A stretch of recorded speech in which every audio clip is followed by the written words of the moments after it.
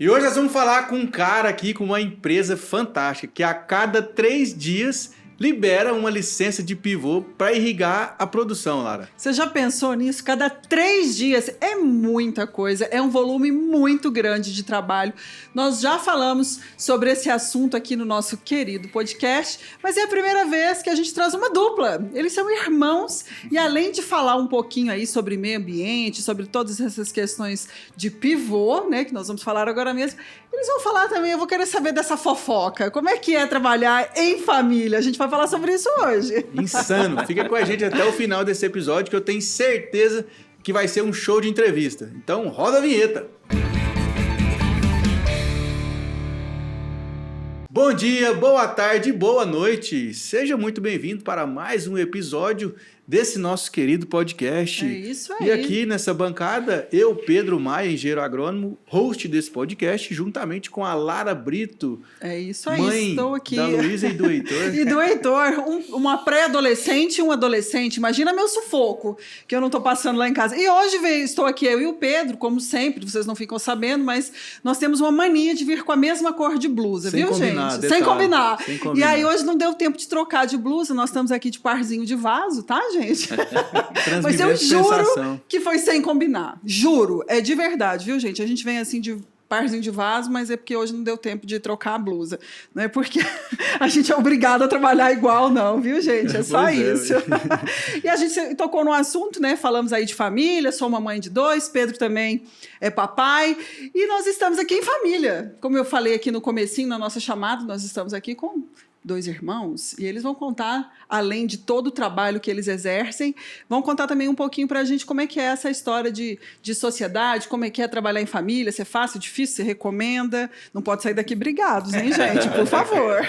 Perfeito, nossos entrevistados são engenheiros agrônomos, formados, vocês já sabem aonde, naquela universidade mais famosa e a melhor do Brasil, hoje a 5ª do mundo, a Universidade Federal de Goiás. Então estamos aqui com o Fernando Godoy e com o Bento de Godoy, da Ágil Planejamento. Sejam muito bem-vindos, garotos.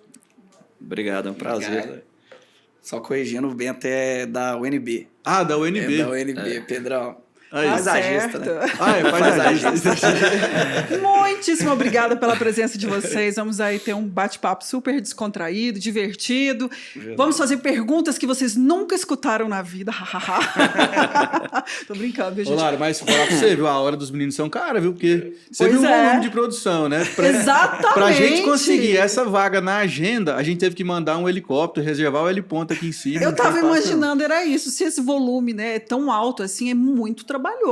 Vocês têm família, vocês dormem, cuidam de menino, porque o trabalho é muito exigente também e o volume é muito intenso de trabalho. Como é que é? Não, deixa eu deixar vocês falarem oi primeiro, né?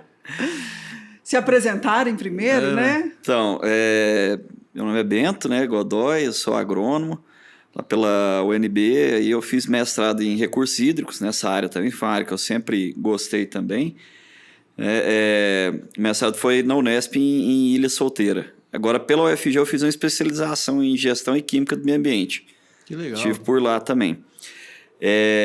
Então, eu trabalhei no Estado, iniciei minha vida na Sadia, depois fui para o Estado, trabalhei na parte de meio ambiente do Estado, e nesse meio termo o Fernando chegou a morar comigo, enquanto estava estudando aqui na UFG, né?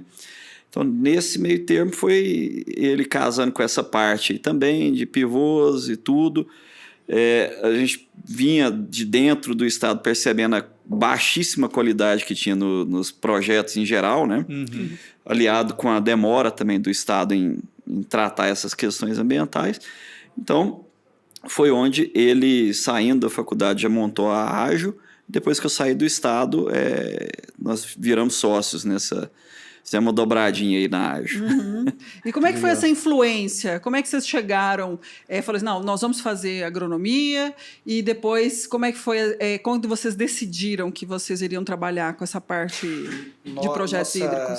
Nossa família vem do agro. O meu avô e o do Bento, que é o Bento Godoy, ele é agrônomo. Uhum. O meu pai, ele fez uma parte de jornalismo, não chegou a exercer o jornalismo, porque logo ele perdeu o pai dele muito cedo. Meu avô morreu com 56 anos. Então, caramba! Meu pai era muito novo, com 20 e poucos anos, ele voltou para Caldas para mexer com fazenda. Vocês são de Caldas? Caldas Novas, nossa Isso. família é toda de Caldas. Então não é só água quente que tem Caldas Novas. Tem coisa, tem pivô também lá. É até bom a gente falar isso, né? Porque quando fala de Caldas, a gente só pensa em festa, hotelaria e água quente. Não, pensa em mais o nada. agro de Caldas É tá fortíssimo, tá com uma área agricultável alta. E aí a ideia era seguir o ramo da família. Então, aí o Bento entrou na faculdade você formou? 2002 eu entrei, formei em 2007. E eu entrei em 2006 e formamos e o Bento foi seguir o ramo da Sadia. Eu já estagiava numa empresa de irrigação. Eu conheci o meu primeiro contratante, que era o José Oscar lá da Central Irrigação. Conheci ele através de uma visita. O meu pai arrendava, nossa propriedade tem um pivô, e meu pai arrendava para um produtor de morrinhos, que é tem até muito pivô lá, o Paulo Chiara, você deve até conhecido. E o Paulo, ele chegou a levar o José Oscar, que era dono dessa empresa de irrigação, para verificar uma propriedade da nossa família lá para pôr o pivô. E nesse bate-papo, meu pai pegou e, opa, me dá seu cartão aí. Pegou e me entregou o cartão dele. Falou assim, você vai criar jeito e você vai lá pedir um estágio para esse... Para de beber.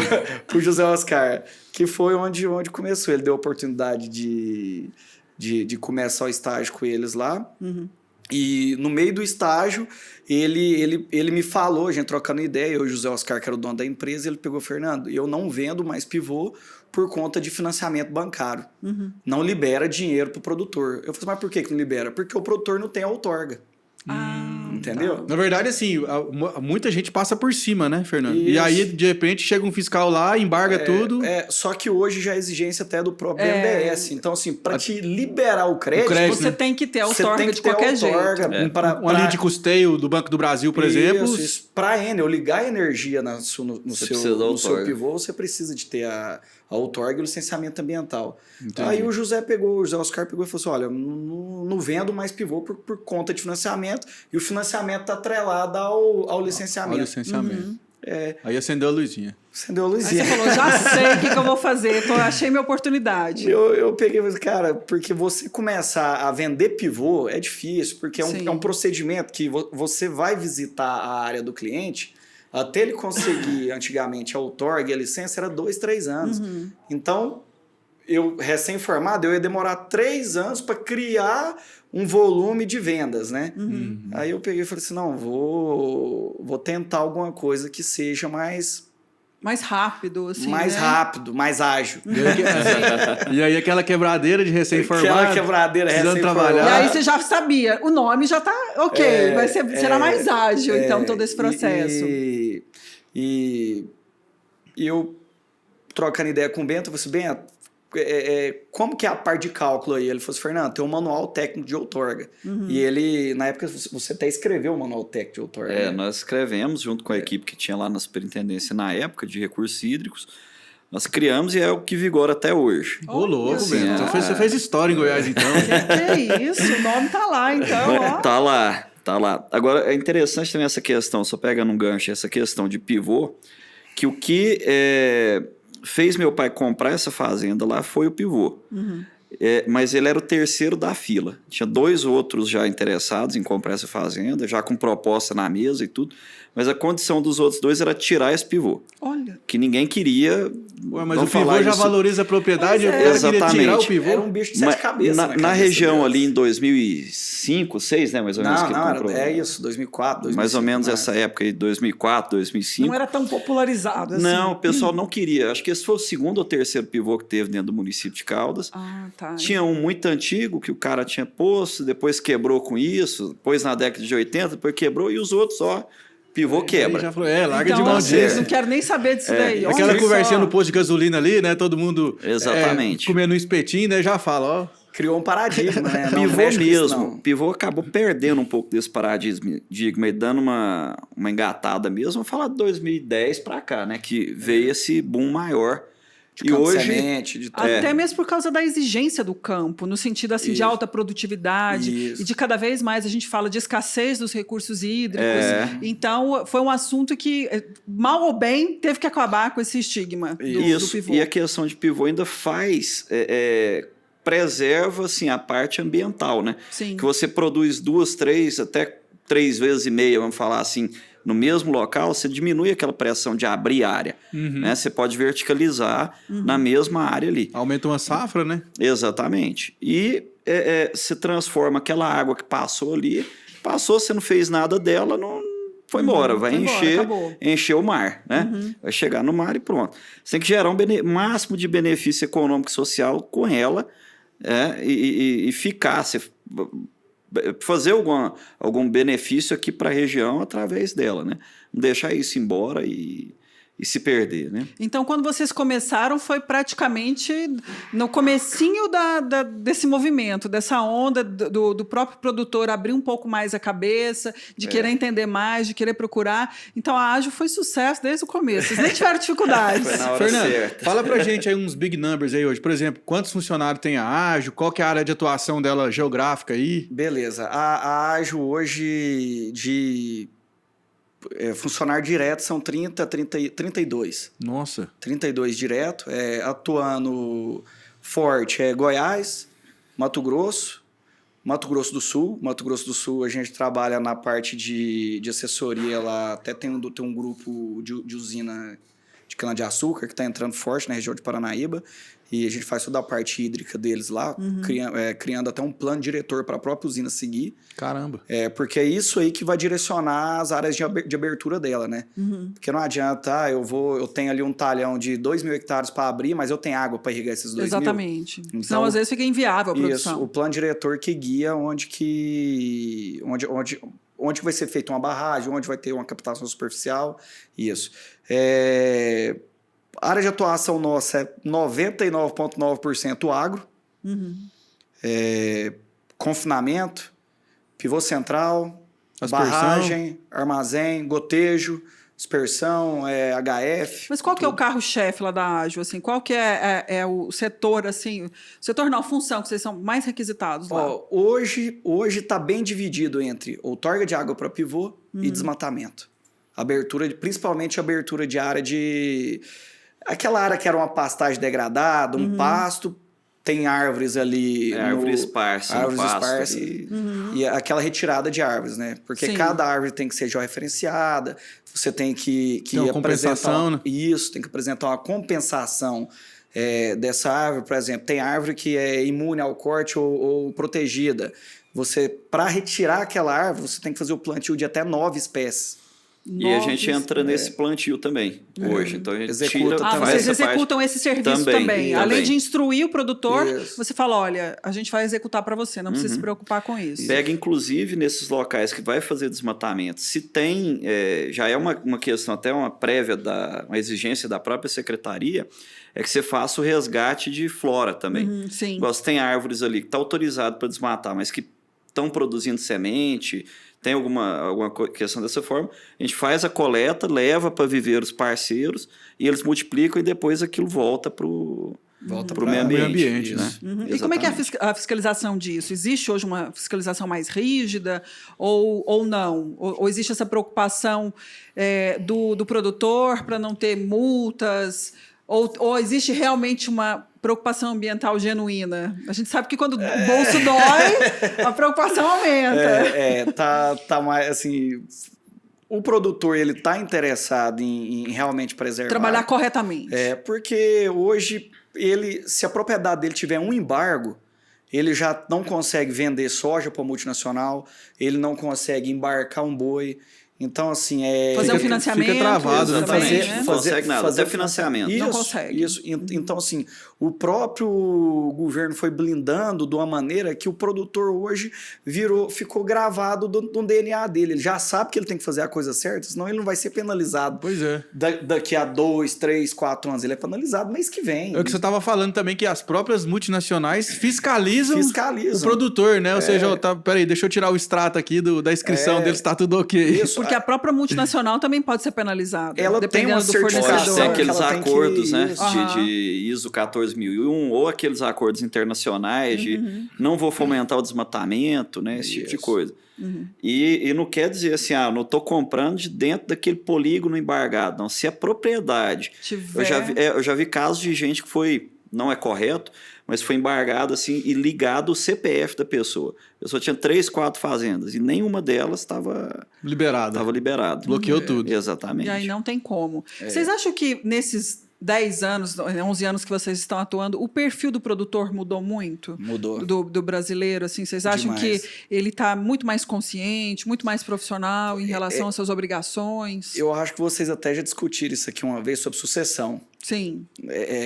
Hoje a gente está num período de sucessão. Então, assim, o que eu vejo da maioria o perfil do produtor, aquele perfil do produtor bruto, sistemático, eu vou fazer de qualquer jeito. Não, isso aí já... Na verdade, o próprio agro já não aceita mais esse tipo de atitude. Já não aceita mais isso, virou muita empresa. Tem cliente nosso que no escritório dele em Rio Verde, o cara tem 60 funcionários dentro do escritório. Então, assim... Você não está nem falando do campo, né? Então, assim, passou muito para a empresa.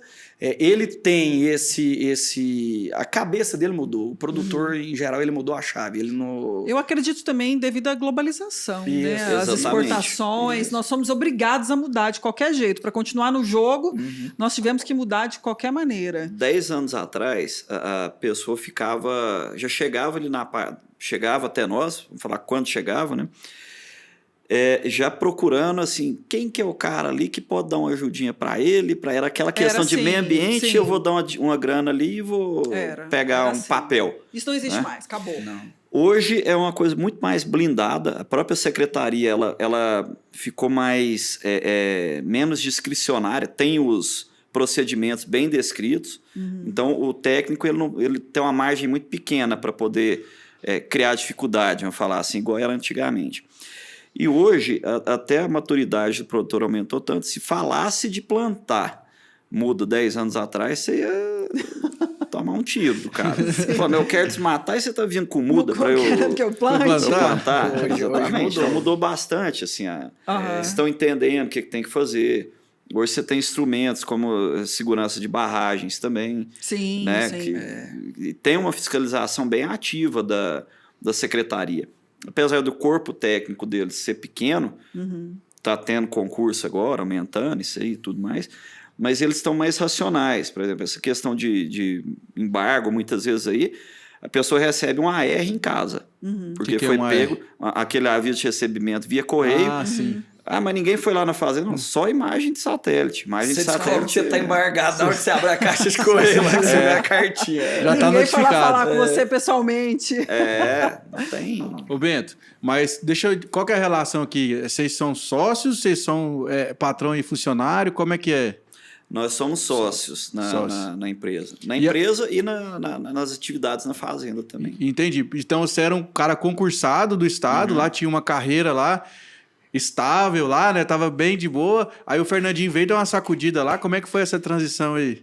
O que foi o negócio? Eu estava na secretaria, eu entrei como analista ambiental, aí eu fiquei menos de um ano como analista, eu virei gerente de outorga e depois eu virei superintendente de recursos hídricos. Aí como superintendente eu fiquei de 2012, se eu não me engano, até 2016. Mas tem questões de governo e tal, esses cargos você sai deles. Né? Cargo de confiança, né? Sim. Exatamente. Do governo muda o pessoal todo. Mudou. Aí eu voltei a ser analista e tudo mais. Pensei, né? Eu vou ficar aqui, um plano de carreira que não é muito bom, pelo menos na época não era muito bom, hoje eu não sei como está. E olhando ali, tinha pessoas lá aposentando, 60 anos ali de vida pública. O cara 60 anos de idade, 30, 40 ali trabalhando, sentado numa mesinha, falei, não quero isso para mim, não. Mais. Porque assim, a estabilidade é uma coisa boa, eu vejo, por um lado. Claro.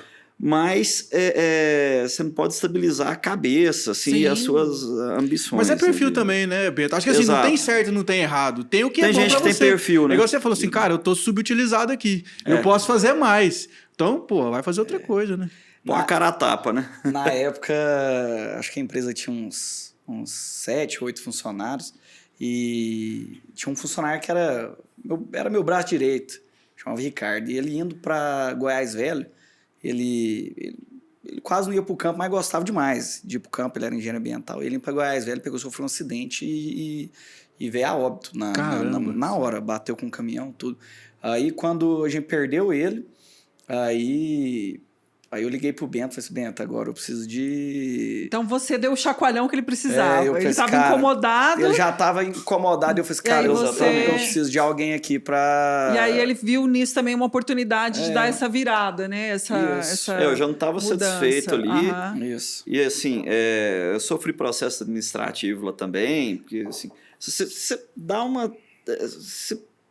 é um pouquinho fora da curva ali dentro, daquele arrozinho com feijão ali, sempre vai ter alguém para te dar uma perseguida ali, sim, falar que você tá...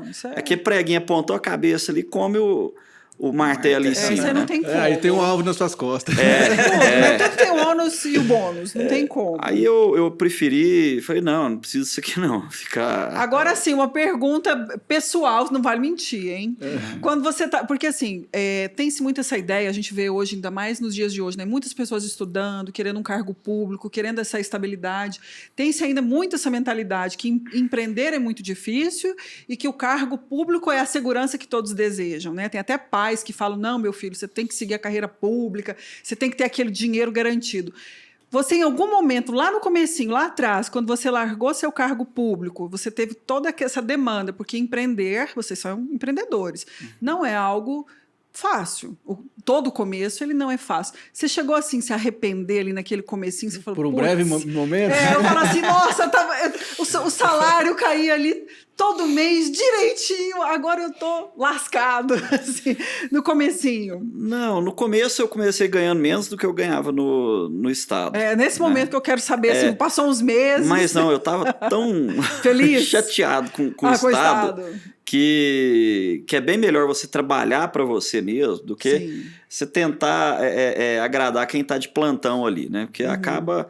Você tem uma gestão que toca de uma forma e de repente troca secretário. Eu passei por lá nesses anos, deve ter passado uns 6 secretários diferentes. Né? E cada um chega e quer moralizar e mudar tudo e imprimir a marca dele e tal. Ele que sabe, ninguém isso também sabia. acaba implicando no trabalho lá da Ágil também, né? Implica demais. Reflete 100%.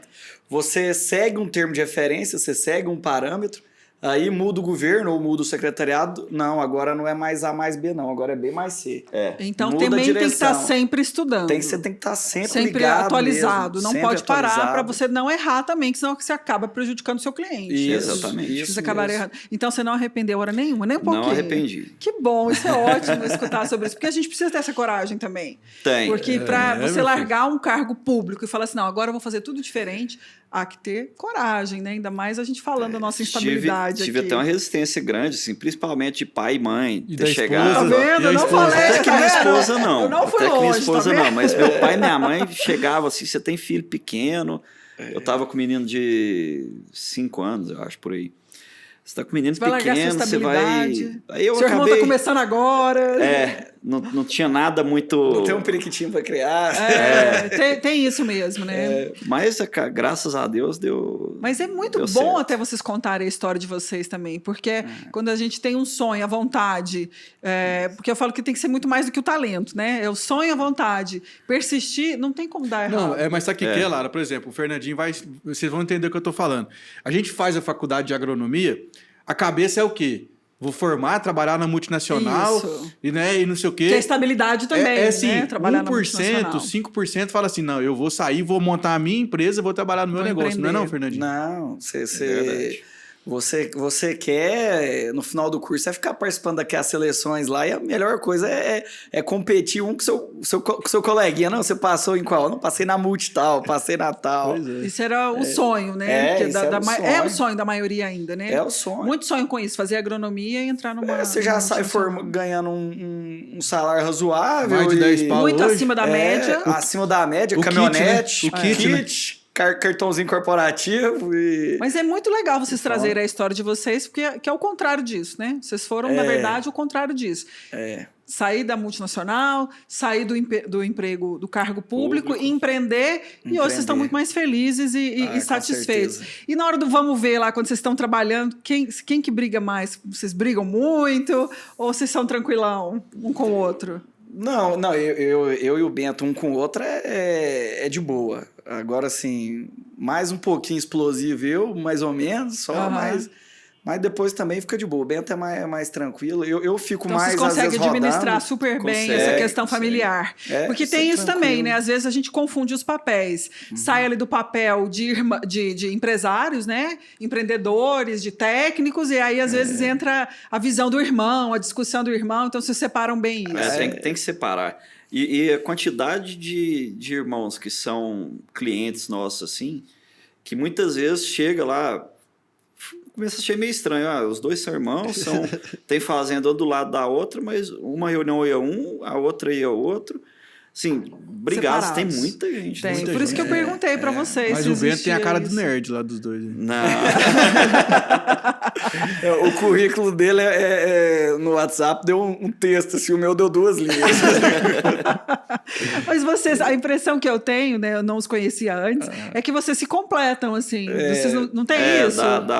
Me parece, assim, que até pela personalidade de vocês, parece que vocês se completam, assim. Você tem seus pontos fortes, você tem também os seus, aí a hora que junta foi o resultado do sucesso. O resultado do sucesso.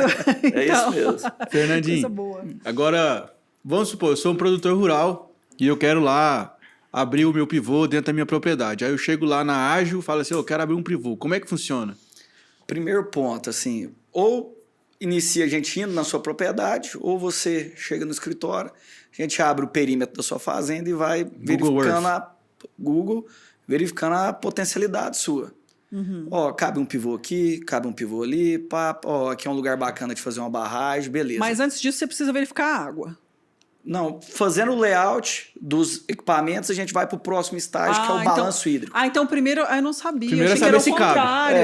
Eu achei que era o contrário. É porque eu preciso saber o que eu quero irrigar primeiro. Não, eu quero irrigar 100 hectares ou eu quero irrigar 200? Não, eu quero irrigar 200. O que eu preciso de ter de água para irrigar os 200? Não, eu tenho um ponto aqui que dá uma barragem e eu tenho um outro ponto que às vezes dá uma captação superficial. Porque hoje você pode fazer captação direta também.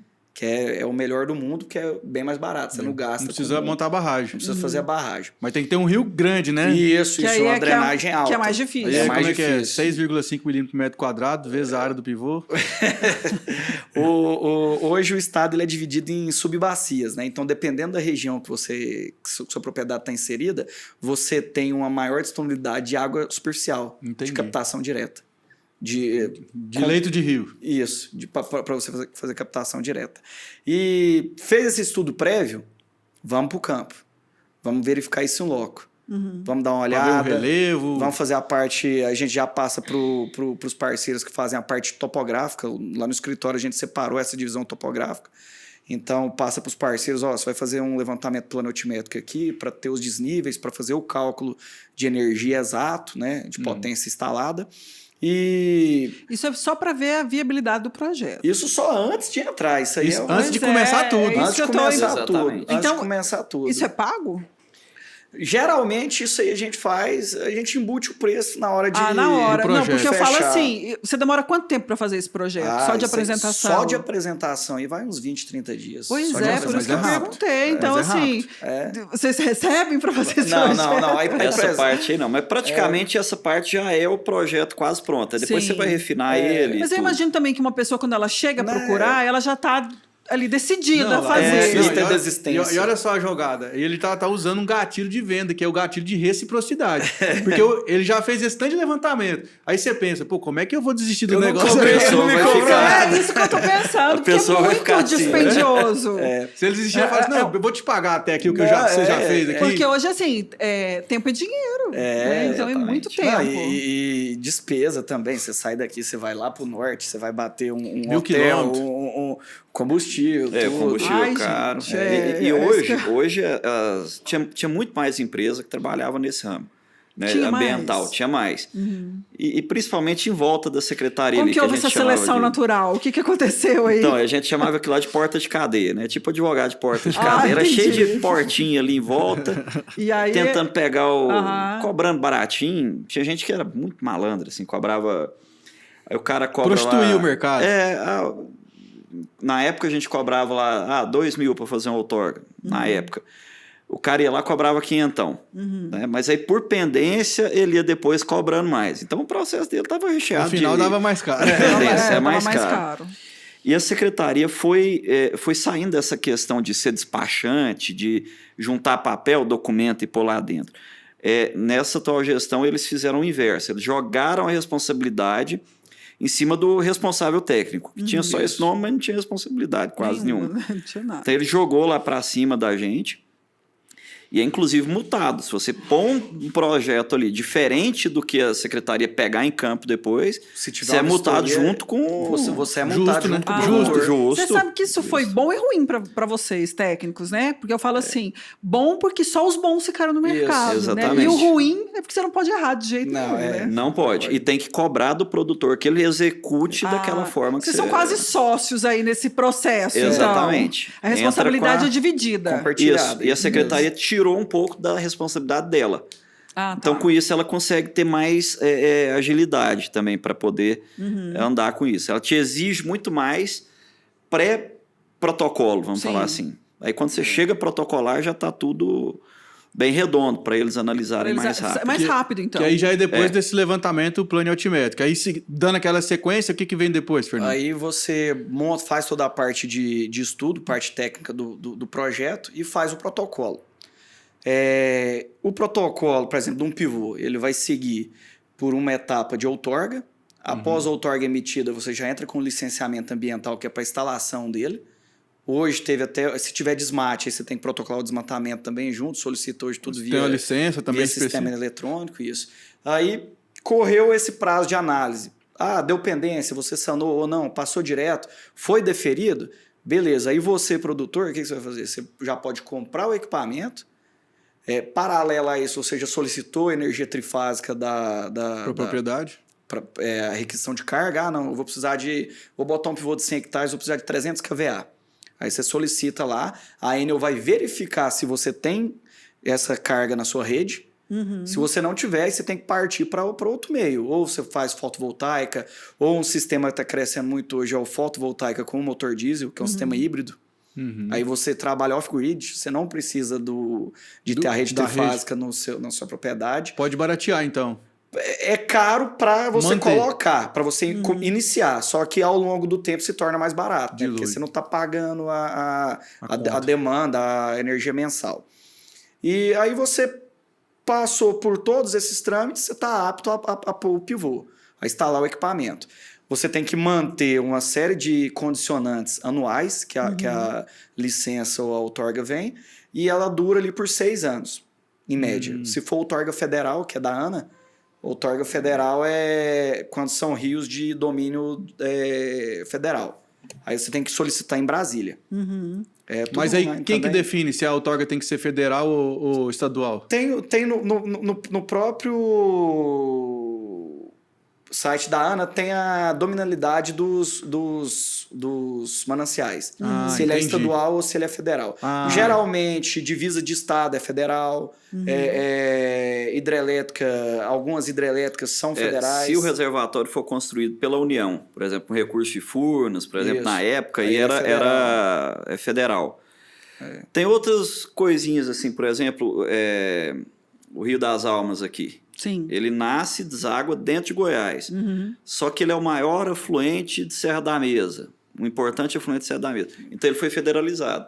Você tira a outorga aqui. E a outorga da ANA é muito mais rápida do que. E a validade dela são 10 anos. E alguns 3 meses você tira. Que massa. E alguns afluentes, igual a bacia do Paranaíba inteira, e a ANA já cobra o uso da água. Ela cobra? Cobra o uso da água. Mas pelo volume? Como que é cobrado isso? Volume captado. Volume do projeto. Aí então tá no projeto lá o que vai ser cobrado. Ou medido. Se você informar, se for outorgado X, mas se a medição está um pouco menor, você vai lá e pode usar o volume medido. Daqui a pouco eles vão tributar a luz do sol também. É quase isso, né? Eu não sabia E é disso caro, também. Fernandinho? Isso. O que vale Você essa pode cobrança aí? colocar assim, mais ou menos.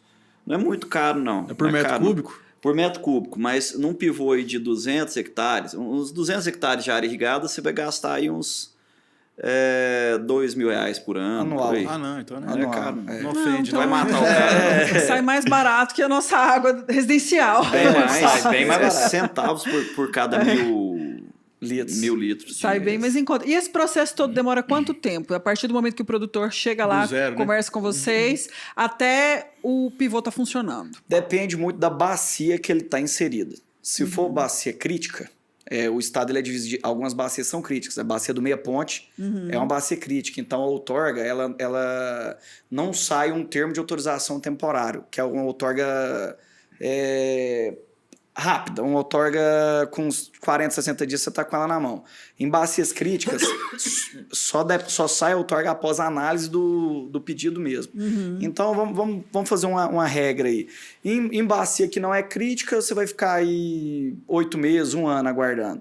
Em bacia que é crítica, aí Só Deus sabe. Só Deus sabe. 2 anos, 1 ano e meio, 3 anos. Depende muito, assim, cada projeto tem a particularidade dele, porque depende muito, por exemplo, a fazenda do Pedro, às vezes está redondinha, nunca teve problema nenhum, sai rápido. A sua propriedade, às vezes, vamos falar que um antigo proprietário, há 3 anos atrás, fez um desmate irregular.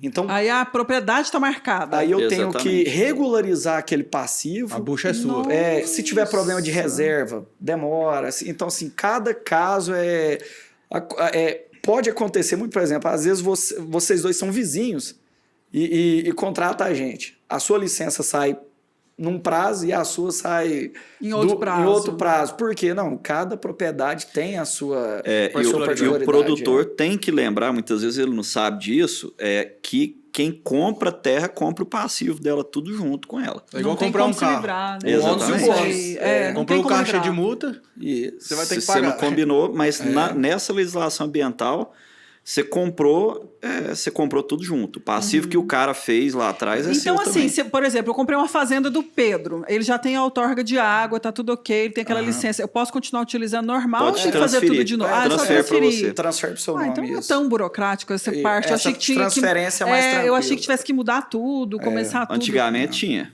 Tinha, Agora, né? tinha. Entendi. Fernando. Pode falar.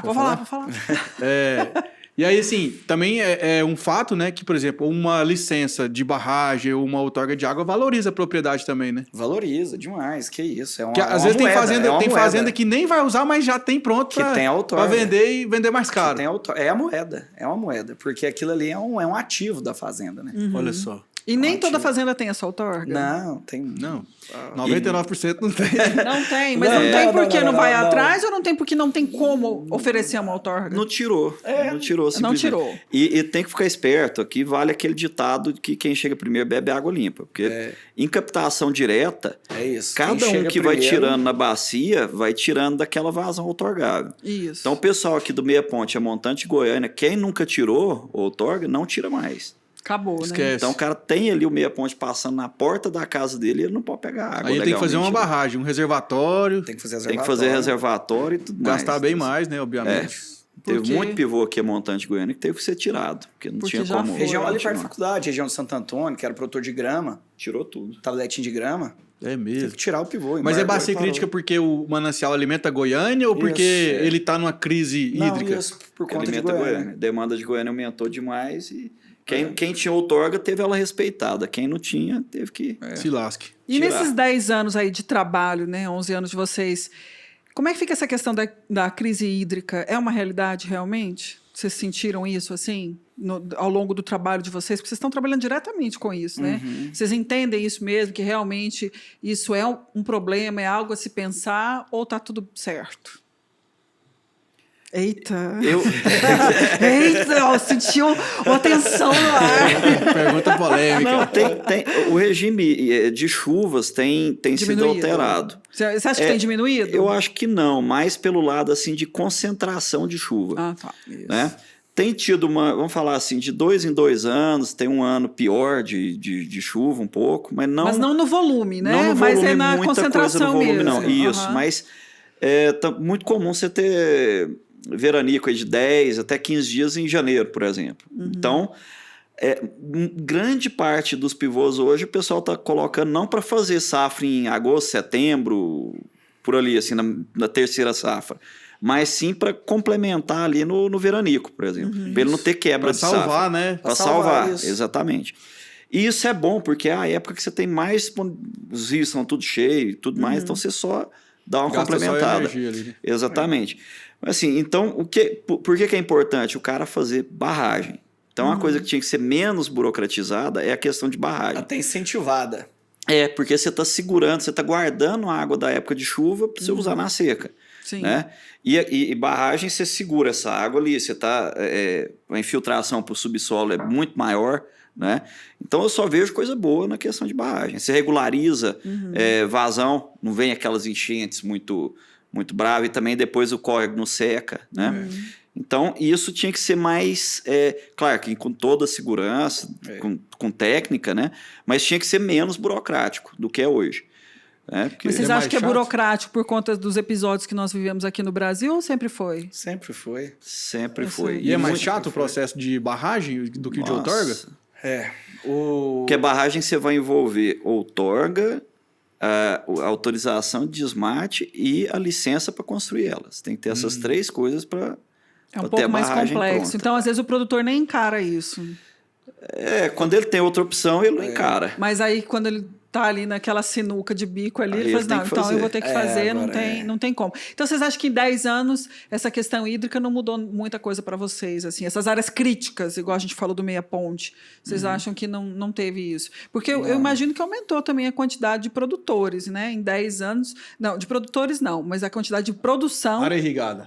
Aumentou demais. Só que o pivô, ele não é um uso que ele faz a retirada do recurso hídrico, que aquilo ali desaparece. Sim. Ela vai uma parte para a planta, É o ciclo, uma boa né, parte já está infiltrando. Então, tem regiões, no Vale do Araguaia mesmo, teve regiões que com o aumento de pivô, você perenizou alguns córregos que antes eles eram intermitentes. Hoje não, porque você está pegando aquela água aqui embora, você está jogando ela, irrigando, você está ciclando ela, jogando ela para cima. Ela está infiltrando devagarzinho e naquele período que o córrego cortava, que ele praticamente ficava de poço, agora, hoje ele corre. Então, assim, a gente vê mais benefício do que... Sim, uso mais inteligente da água. Isso. Que é o que a gente precisa hoje. E é caro, né? Energia é cara hoje. O pivô funciona com energia.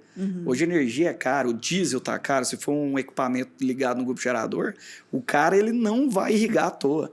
Ele não vai botar... Não, eu vou... tá bonito, hoje eu vou irrigar. Irrigar na chuva, né?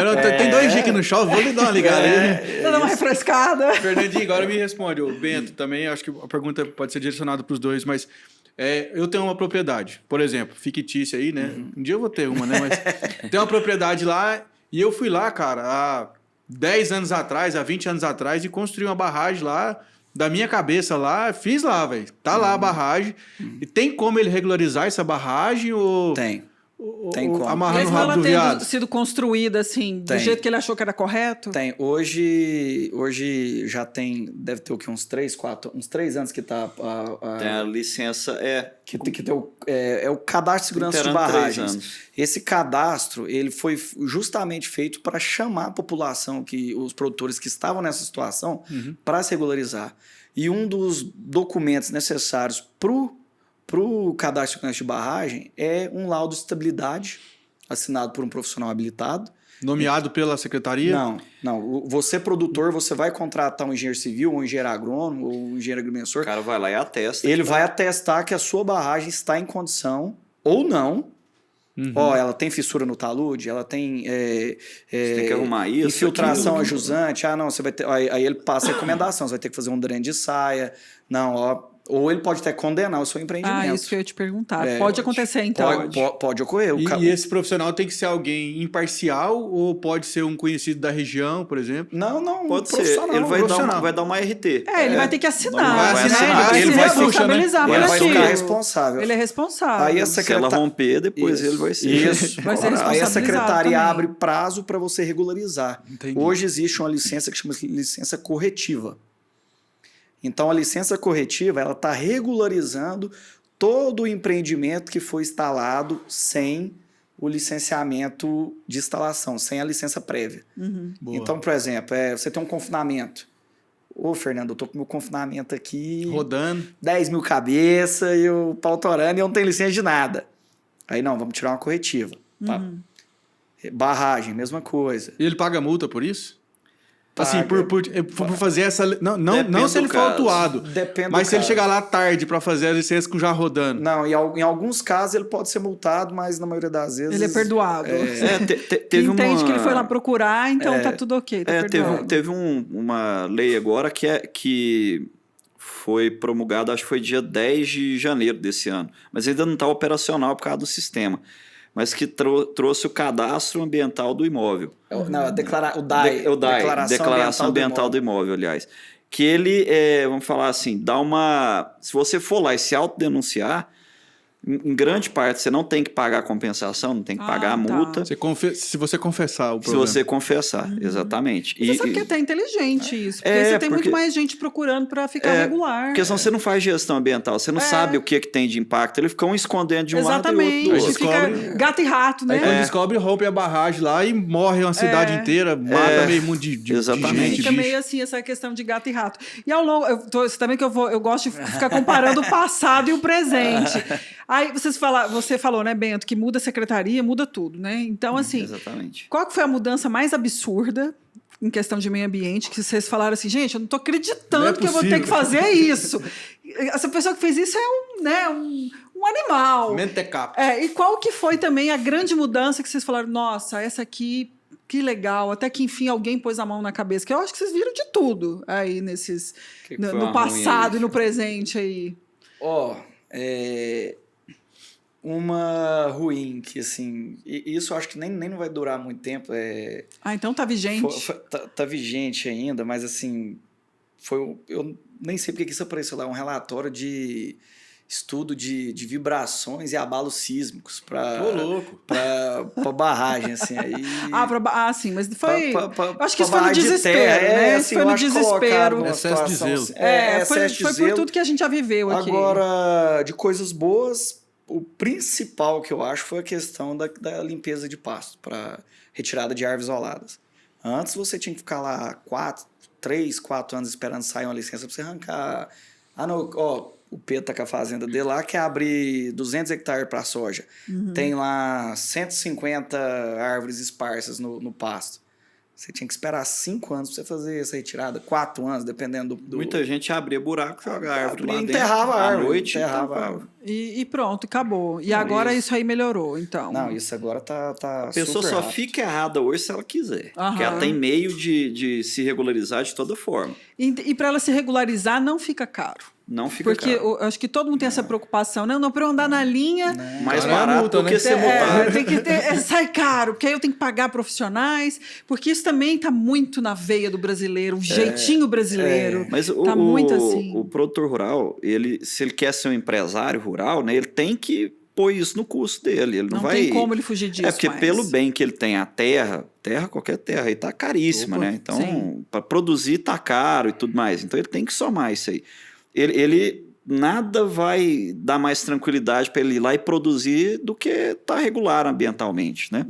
Falar assim, tá blindado ali, tá tranquilo. Então ele pode ir lá e só produzir. Preocupa só com a parte agronômica, vamos falar assim, né? Só com a parte de produção e deixa que tá tudo tranquilo. Não vai ter um embargo ali, uma surpresa, igual vai a gente já conseguir teve... escoar a produção. A gente já teve cliente que tava com 10, 20 pivôs lá plantados e chegou a secretaria, não estava completamente regular, foi lá e lacrou com cabo de aço os pivôs dele. Então, se você está embaixo, você vai ter que gastar com advogado, para entrar com Com recurso. Rápido, né? Vai ter que pagar o preço que for. Vai ter que ter uma liminar da hora para outra 24 horas. para poder operar. Não é fácil essa vida, não, né? Não. De andar errado. De andar certo é que facilita a vida. A gente tem que ter essa mentalidade correta. Mas acho que está mudando. Eu estou tendo essa impressão que todas as áreas está mudando. É a sucessão que o Fernandinho falou. Exatamente. Não só no meio rural, mas de uma maneira geral, o brasileiro ele tá vendo que ele está se complicando com o jeitinho. Tá mais então tem que fazer o certo. E vocês agradecem, né? Porque aí não falta trabalho. Porque esses pequenos também fecharam, né? Como você mesmo disse, como o Bento falou, né? Porque existia esse que falava assim, não, você precisa de uma licença ambiental? Deixa comigo, aqui é R$30. Assim, como o nível técnico da secretaria aumentou também, você já não consegue tocar um processo sozinho. Você tem que ter uma equipe multidisciplinar, você tem que ter engenheiro florestal, você tem que ter biólogo, você tem que ter um agrimensor, um engenheiro de cartografia, você tem que ter alguém especializado em mapas, você tem que ter um químico. Então, assim, você tem que ter gente de tudo quanto é área. Que é o que você tem na AGE hoje. A gente teve que quadruplicar o quadro por conta dessas exigências. Que vocês não conseguiram, viram também essa necessidade, que vocês também não conseguiam resolver tudo sozinhos, né? Não é tão simples assim. Você crescer, você tem que dividir. Com certeza. Ninguém cresce sozinho, né? Fernandinho e Bento, já teve alguma situação engraçada assim nas propriedades que vocês foram aí, que você lembra que foi levantar um pivô, alguma coisa assim? E deu algum BO? Várias vezes. O jeito que era plotado, a gente até mudou um pouco a plotagem da caminhonete, porque do jeito que era, chegava lá, o pessoal corria, escondia. Achava que era fiscalização? Porque vinha ambiental grandão, assim, verde e amarelo, assim, o pessoal sumia, dá trabalho. Tá aqui não, tem ninguém aqui não, pode ir embora. Gerente de fazenda mentindo pra gente, achando que a gente ia multar. Falando, não, aqui tá tudo certinho. Não, e tal lugar. Não tem embalagem de veneno aqui não, e tal. Tem essas coisas aí. Rego d'água que foi meu bisavô que fez, eu não preciso regularizar isso não, esse pessoal tá me multando e tal. Esse tipo de coisa que vai aparecendo, né? Você vai lá, vai tirar a licença de desmate pro cara, vai lá, conta as árvores, tudo, na hora que você protocola, o pessoal da secretaria olha no mapa, não tem mais árvore lá. Ele arrancou já. E dá problema isso. Ele quer multar todo mundo, quer multar até o responsável técnico. Mas você falou que tinha árvore aqui, não tem. Você nem foi lá ver, rapaz. Aí você dá uma multa aqui que você tá muito relapso. Aí você tem que provar que, quando eu fui na fazenda tinha árvore. Nossa, e aí o produtor acha que como ele já fez o documento, então protocolou, já tá bom. Gente, é muito bom, são histórias muito boas, assim, imagino que tem muita coisa assim de ir no campo, né, e escutar essas histórias. E outorga de água é uma palavra difícil para o produtor falar. Outorga, ortoga, pevu, você já deve ter escutado demais, Pedro. Outorga. Outorga de água aí, né? Acontece, Mas muito bacana, gente, nosso papo aí, foi 1 hora já de conversa, né? Nós encerramos nosso tempo, tão boa que foi a conversa. Mais uma vez, obrigado aí por abrir um espaço na agenda de vocês e vir aqui conversar com a gente. É isso aí, eu gostaria também que vocês deixassem o contato de vocês, se algum produtor estiver escutando a gente ou tem interesse também nesse assunto, para vocês deixarem o contato nas redes sociais de vocês. Sim, o contato é o 39450474. 62, né? 62. Calma, fala devagar aqui, porque o Pedrão na edição vai colocar aqui embaixo. Olha para aquela câmera ali. Contato do escritório de Goiânia é 39450474. Boa. O site é www.agioambiental.com.br. Ágil com G, né? Ágil, AGIL, ágil de agilidade. É bom avisar, né? E nas redes sociais é Ágil, AGIL Planejamentos, no plural. E vocês atendem no Brasil inteiro. Que é bom a gente falar sobre Chamou, isso a gente também. vai. A mala tá pronta. É isso e vocês mesmo. querem deixar algum contato de vocês? Você quer deixar algum contato seu, Bento, pessoal, alguma coisa? Sim, também a gente tem lá o WhatsApp, né? Que é 62 também o DDD 999297900. Tá certo. Pedrão, deixa o seu contato aí também, quem quiser fazer uma consultoria aí com você. Meu contato eu vou deixar o Instagram. Isso. @porpedromaia. E também tem o nosso, né? Tem também, o nosso é Portal Agro 2. E tem também o nosso site, que você não pode deixar de dar uma visitadinha lá, ver todas as notícias do mundo do agro, que é o www.agro2.com.br. E tem mais também. Tem o canal do TikTok, tem o canal de cortes aqui no YouTube. Ou seja, tudo do agro é aqui conosco com o Agro 2. E eu vou deixar meu contato também, se quiser me seguir lá no Instagram, é @larabrito.real. Achei que você ia deixar seu WhatsApp aí pro pessoal. Não. Não. Pessoal, foi um prazer, viu? Um beijo grande pra vocês. Você deixou o seu, né? Deixei já. Deixou. Então tá bom. Gente, ó, beijo, obrigada e até os próximos.